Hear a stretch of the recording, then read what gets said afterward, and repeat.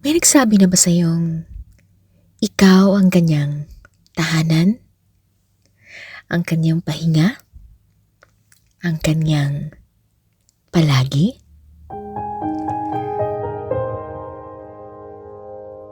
Sa tuwing naririnig ko ang mga awit sa radyo at TV, hindi ko mapigilang isipin siya. Ang kanyang pagmamahal na hindi mauubos at magbabago. Ang aking pahinga sa mundong nakakapagod. At sa huli, babalik sa yakap niya, pipiliing maging kanya.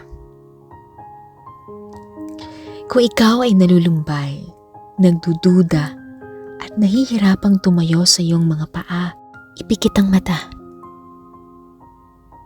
Sambitin ang sigaw ng pusong nangungulila. Aking tahanan, aking palagi, aking pahinga. Salamat po, Diyos Ama.